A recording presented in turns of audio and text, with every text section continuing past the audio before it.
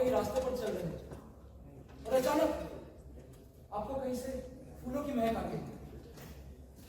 आप सोचते हैं कि कहीं दूर एक फूलों का बगीचा होगा, तो आप उस फूलों के बगीचे को ढूंढने के लिए चल पड़ते हैं। पर जब आप वहां पहुंचते हैं तो पता चलता है कि वहां तो बस एक फूलों की दुकान है। सच एक फूल की तरह लगता है, जैसे फूलों की महक चारों ओर से आती है। पर सिर्फ इतना है, कई फूलों के बगीचे हैं तो कई फूलों की दुकान। नमस्कार, हम वीएनआईटी की नाट्य मंडली हल्ला आज आपके समक्ष प्रस्तुत करते हैं एक स्वलिखित एवं स्वनिर्देशित नाटक जिसका शीर्षक है आंखों देखी।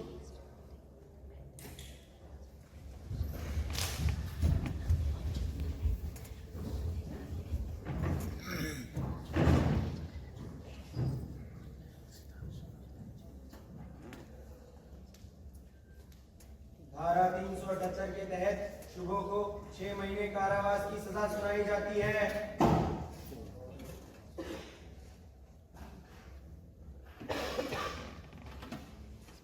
अगला केस नंबर WB 0000463 राज बनाम रमेश सेन।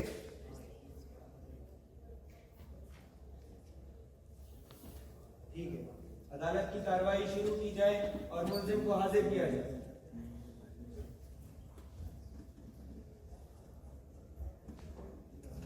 नमस्कार जज साहब, ये केस पानी की तरह बिल्कुल साफ है।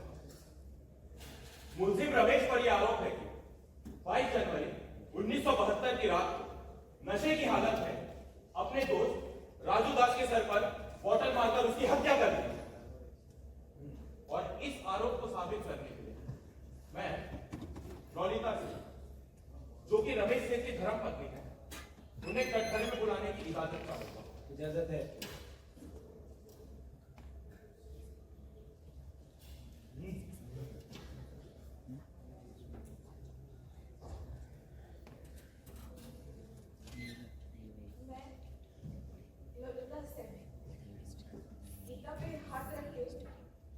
कसम खाती हूँ कि जो कहूँगी सच कहूँगी, सच के सिवाय कुछ नहीं कहूँगी।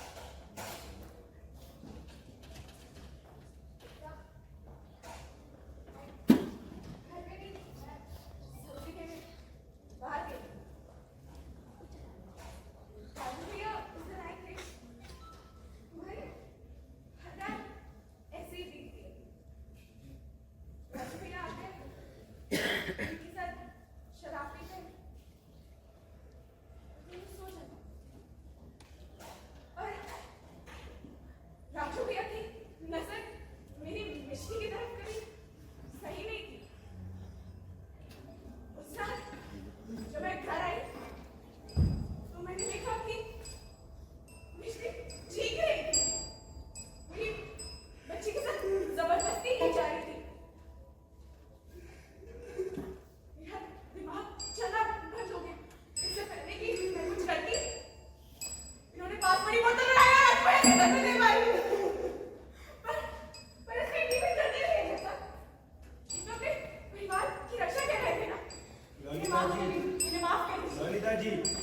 अदालत तय करेगा कि किसकी गलती है किसकी नहीं। ये अदालत सबूतों पर चलता है। ये अदालत सब ललिता जी, ये अदालत सबूतों पर चलता है, जज्बातों पर नहीं। Order order. क्या मुलजिम को कुछ कहना है?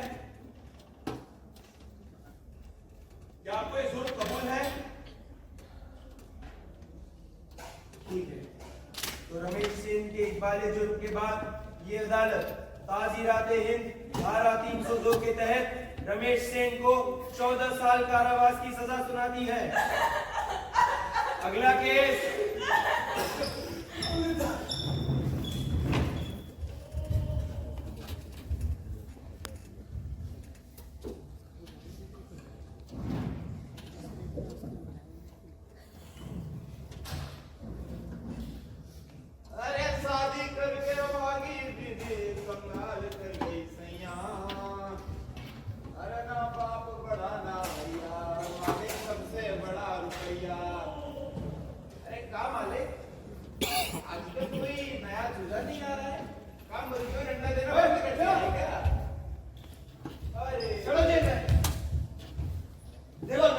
क्या तुमको?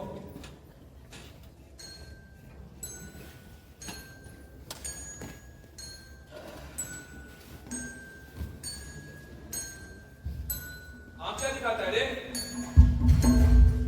आंख क्या दिखाता है? ये जेल है।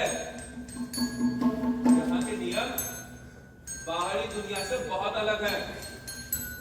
पहला ही दिन है, आखिरी हो जाएगा।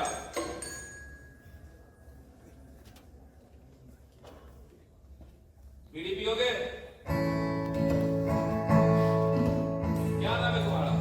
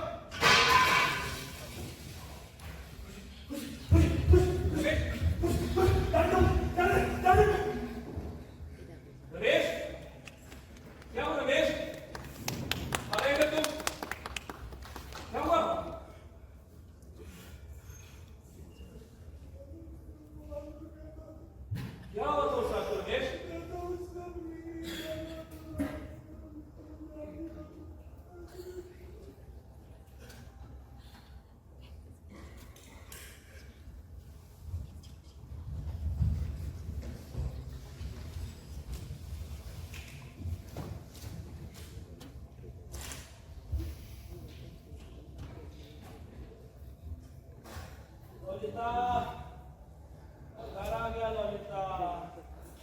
पापा पापा आ गए? हाँ बाबू, पापा आ गए। क्या किया मेरा बच्चा दिन भर? पापा, मैंने ना आज दिन भर बहुत सारा खेला। मम्मी, मैं तो बाहर गई। मैं पूरी गुड़िया लाई। राजू काका है ना? हाँ पापा। उसको 2 गिलास पानी दे दे। हाँ पापा। अच्छा बच्चा है ना? हाँ पापा। चला? हाँ, और बताओ। क्या बताओ यार? जिंदगी खराब हो गया है मेरा। वो मैनेजर बोल रहा है 2 दिन और काम करो। ऐसे क्या नहीं करता हूँ। हट! क्या करेगा तू शादी करके? मेरे को देख रहे यार, बर्बाद हो गया। एक बीवी है, पता नहीं दिन भर कहाँ रहती है। 6 साल का बच्ची को छोड़ के घूमती रहती है। ए खुशे, पानी लाना।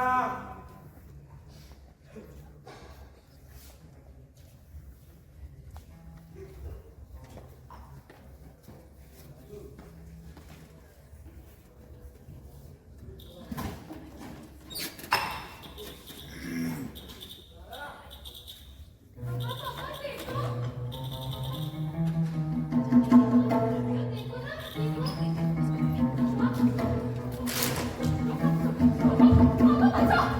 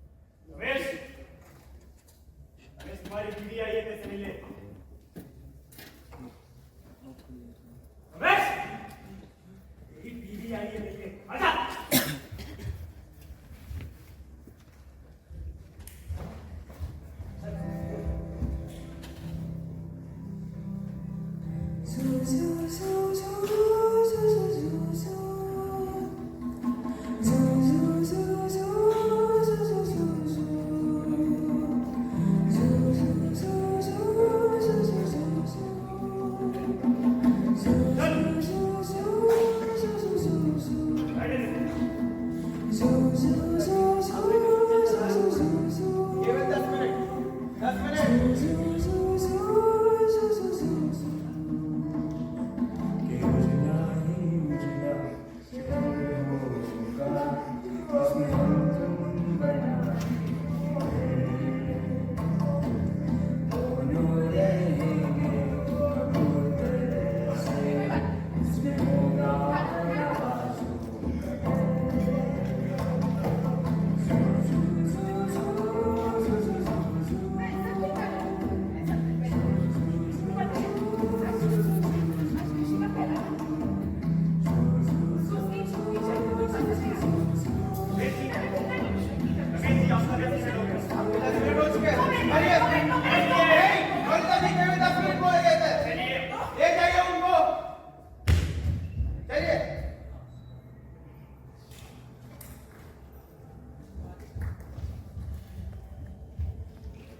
चौदह वर्षों के बाद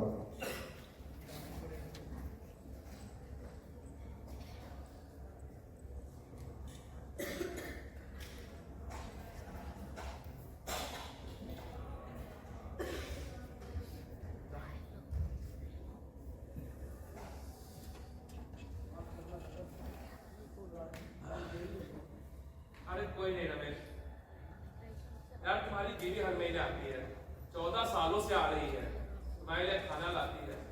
एक बार अपने इस दोस्त को खाना नहीं खिलाया। ये ठीक है, ये लो बीड़ी। अरे पियो पियो, 14 साल तो बहुत छोटा है।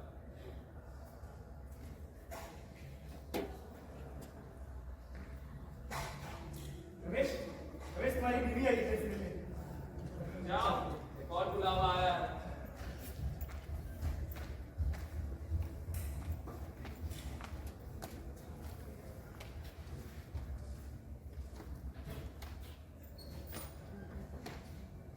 यार तुम्हारा एक्टिंग तो बहुत अच्छी है यार। अरे लड़का आके कैसे मिलने? खाना भी लाती है। चल 10 मिनट ना, 10 मिनट मिलेंगे यार। ठीक है, केवल 10 मिनट। आपको तो पता ही होगा। देखिए लड़का आना, अरे आना। क्या हुआ? कुछ नहीं, वो ऐसे क्यों है?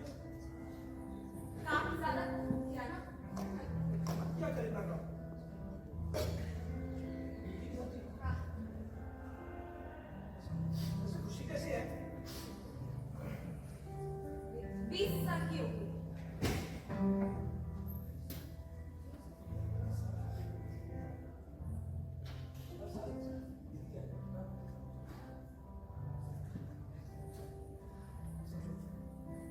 मैंने सोचा तुम्हें बाहर आ जाऊंगा। दूध मैं खुशी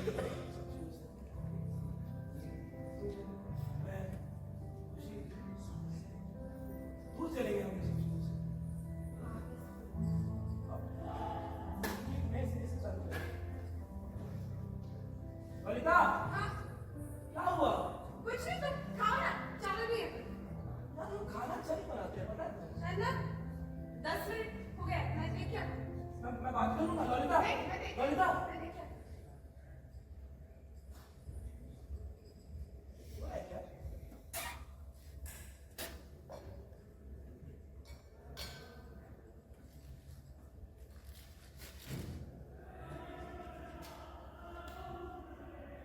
रमेश, मुझे माफ कर दो। रमेश, मुझे माफ़ कर दो। मैं मजबूर थी।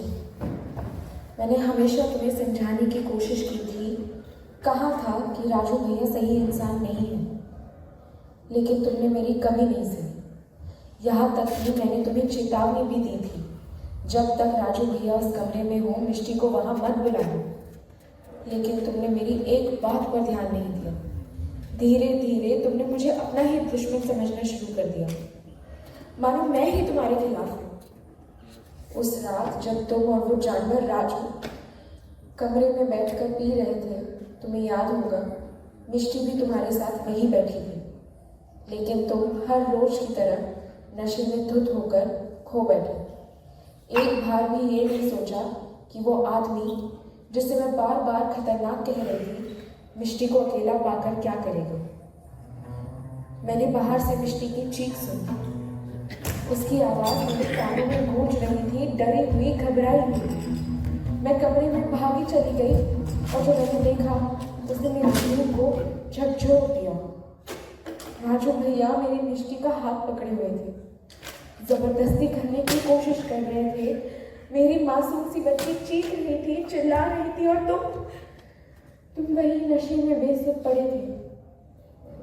मुझे कुछ नहीं सूझा। मेरे सामने सिर्फ मेरी बेटी थी। उसकी आंखों में जो डर था वो मेरी आत्मा को चीर रहा था। मैंने पास पड़ी बोतल उठाई और राजू भैया के सिर पर दे मारी। उसके बाद मैंने उस बोतल को वहीं छोड़ दिया। मिष्टी को अपनी बाहों में कसकर पकड़ लिया। वो कांप रही थी, डरी हुई थी। मैं उसे चुप कराने की कोशिश कर रही थी। जब वो शांत हुई तो मेरी नजर राजू भैया पर पड़ी। उनकी सर से खून बह रहा था। मैं पास गई, देखा तो समझ आया कि वो मर चुकी थी। मैं घबरा गई, मुझे कुछ समझ नहीं आ रहा था। मेरे सामने सिर्फ दो रास्ते थे, या तो मैं अपना गुनाह कबूल करके मिष्टी को तुम्हारे हवाले छोड़ देती, या फिर खुद अपनी बच्ची के साथ रहकर उसका भविष्य संभालती। रमेश, मैंने हमारे प्यार से ऊपर अपनी बेटी का भविष्य रखा। जो भी हुआ उसके लिए मुझे हो सके तो माफ कर देना। तुम्हारी अर्धांगिनी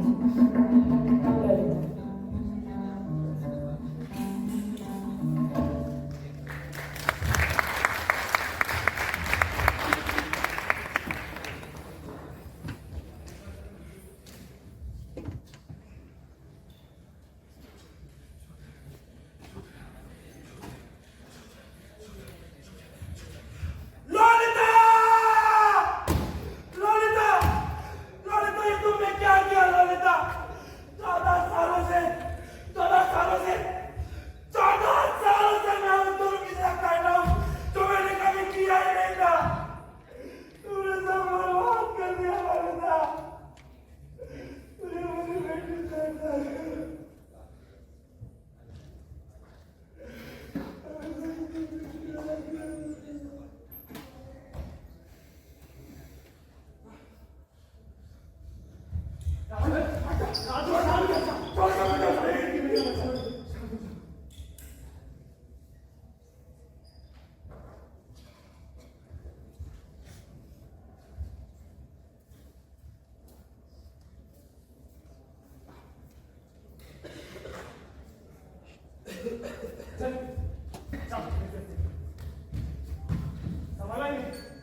रमेश, क्या हुआ रमेश?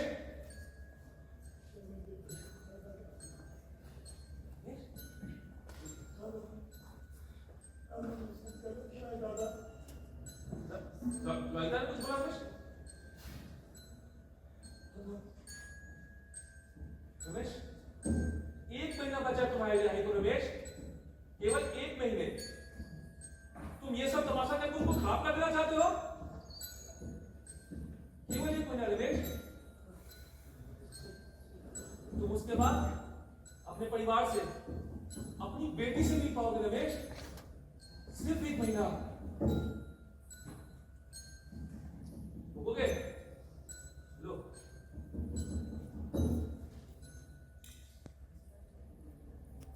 23 जनवरी 1986 को रमेश सेन का कारावास खत्म होता है और उनको रिहा किया जाता है। तो रमेश, आखिरकार वो दिन आ ही गया, तुम रिहा हो रहे हो। इतने सालों बाद रमेश, रमेश तुम्हारी बेटी आई है। तेरा आज रिहा होने वाला है रमेश। 14 साल के बाद। चलो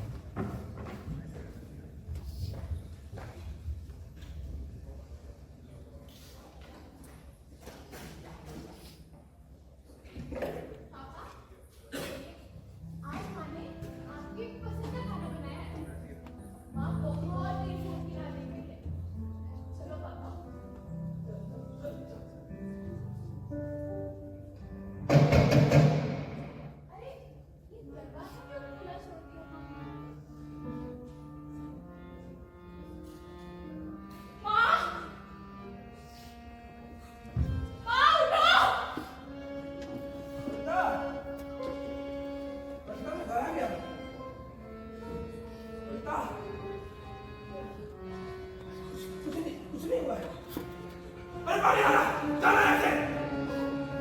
बता, कुछ पानी है बता, कहाँ गया बता, कुछ नहीं। तुमने अपने हिस्से की सजा काट दी, अब मेरी बारी। मैं मिष्टी को तुम्हारे हवाले छोड़कर जा रही हूँ,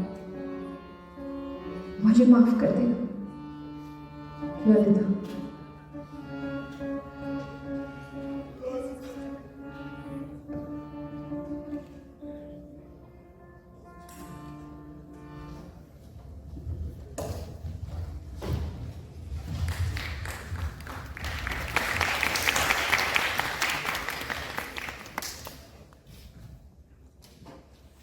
आखिर इस कहानी की सच्चाई क्या है? क्या जो कुछ हम देखते हैं वो एक कहानी का ही भाग नहीं? कहानी चाहे आपकी हो या मेरी, जरा इसी कहानी की बात कर लेते हैं। दूसरा भाग कितने किरदार होंगे? वहां कौन कौन था? चलिए गिनते हैं। पहला रमेश। रमेश जिंदगी भर उस जुर्म की सजा बिताता रहा जो उसने कभी किया ही नहीं।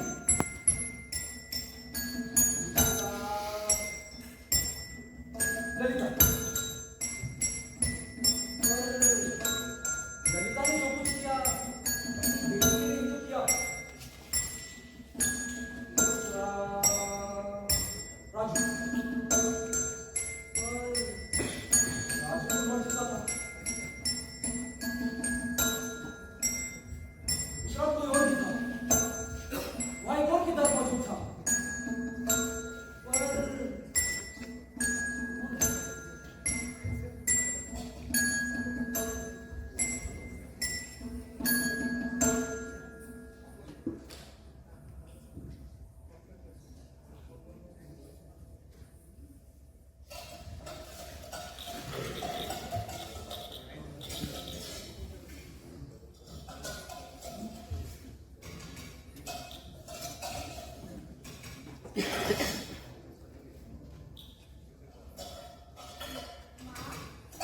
क्या है? तुम बहुत प्यारी हो। क्या चाहिए तुम्हें? माँ, मुझे ना मेरी गुड़िया के लिए खाना बनाना है। आप जैसे बनाते हो ना हमारे लिए, वैसे मैं अपने गुड़िया के लिए खाना बनाऊंगी। और मुझे थोड़ी सी दाल और थोड़ा सा दोगी?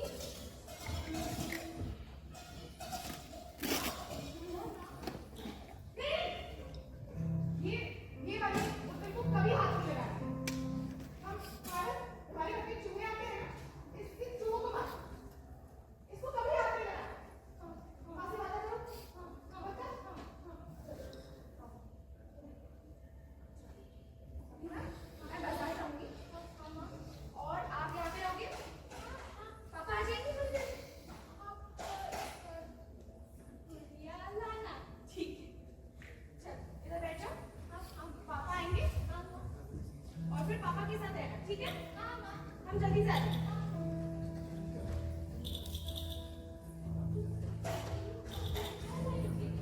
तुम्हारा दोस्त आएगी तो हम खेलेंगे।